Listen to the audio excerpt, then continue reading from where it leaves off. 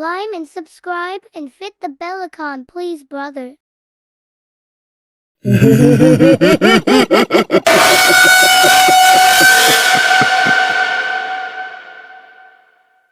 साया। ये घटना 2014 दिसंबर में इंदौर में घटी थी। उस वक्त इंदौर में ठंड का मौसम था और बेहद सर्दी पड़ रही थी।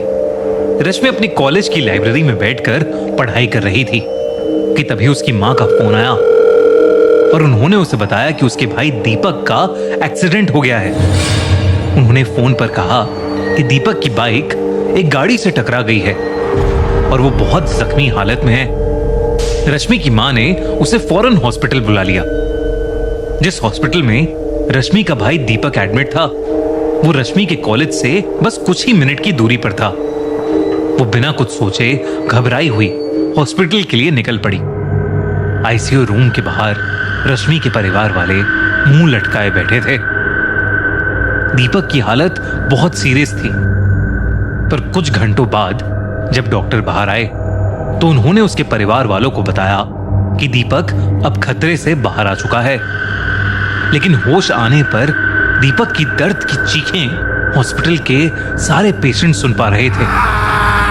जब दीपक को हॉस्पिटल के दूसरे रूम में शिफ्ट किया तो रश्मि उसको देखने के लिए उसके रूम में गई। रश्मि को देखते ही दीपक अचानक से गाना गुनगुनाने लगा।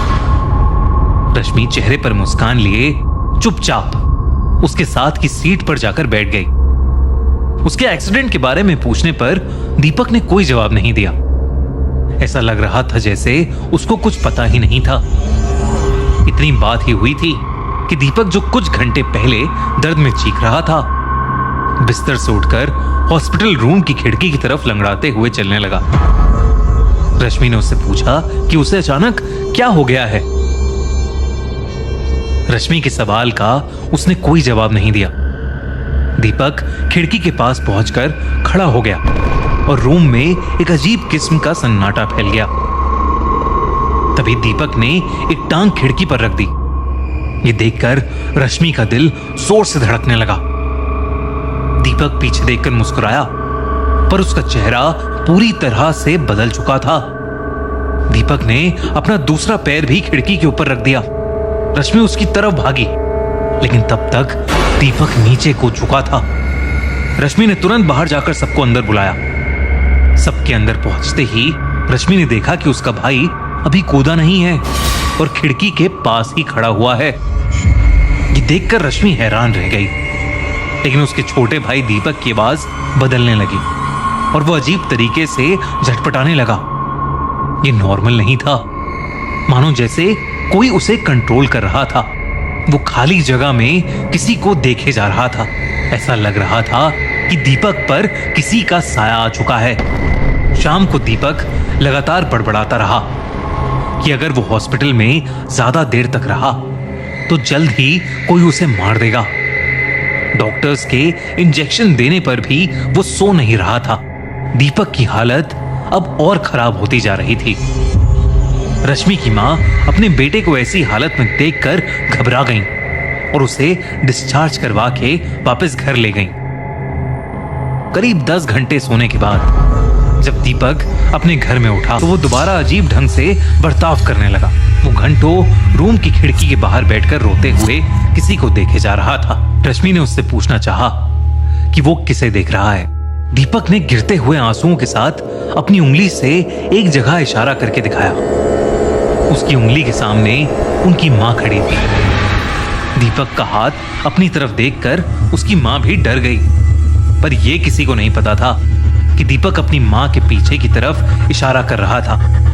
दीपक को अपनी मां के पीछे किसी औरत का साया नजर आ रहा था।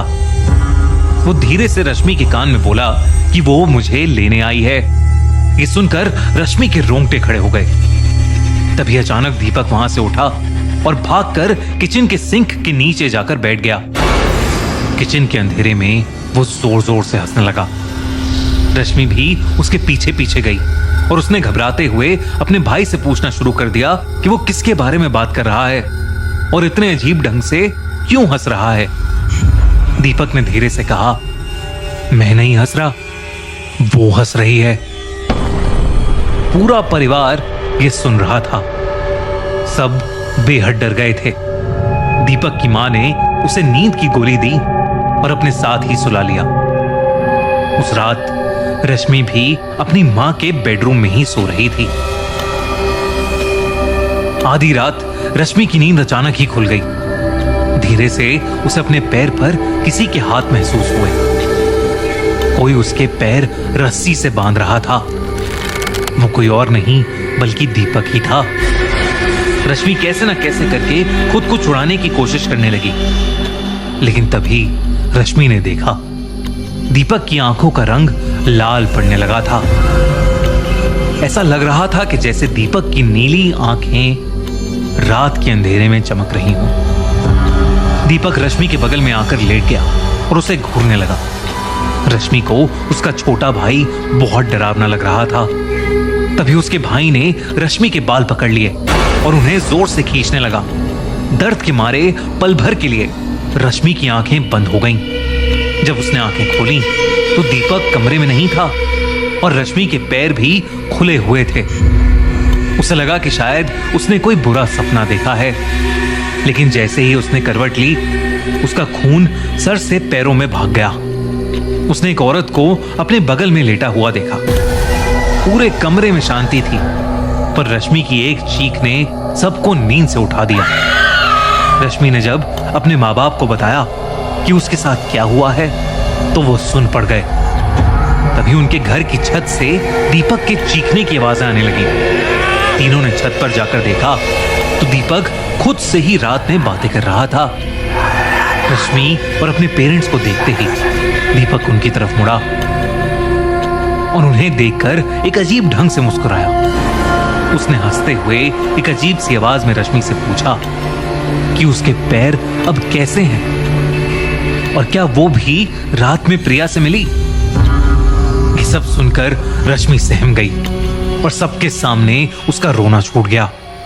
तभी दीपक बहुत गुस्से में आ गया। उसके चेहरे ने एक भयानक रूप ले लिया था। ऐसा लग रहा था कि उस पर किसी आत्मा का साया है। उसने रश्मि को उसके बालों से पकड़कर हवा में उठा लिया। जब उनके पापा दीपक को रोकने उसके पास गए तो दीपक ने दूसरे हाथ से अपने पापा को एक जोर का धक्का दिया और वो नीचे गिर पड़े। दीपक रश्मि के ऊपर बहुत जोर से चीखा और चीखते ही अचानक बेहोश होकर नीचे गिर पड़ा। सुबह जब दीपक को होश आया तो वो अपने ही घर में एक चेयर से बंधा हुआ था। एक पंडित उसके सामने बैठा था। पंडित ने दीपक को देखकर बताया कि एक्सीडेंट की जगह से दीपक के साथ कोई और भी वापस आया था, एक औरत जो उसी रोड पर मर गई थी। अब सबको समझ आने लगा था। दीपक जिस प्रिया की बात कर रहा था शायद वो वही औरत थी जिसकी एक्सीडेंट में मौत हुई थी। पंडित ने कहा कि उन्होंने पूजा करके दीपक के अंदर से उस लड़की की आत्मा को मुक्त कर दिया है।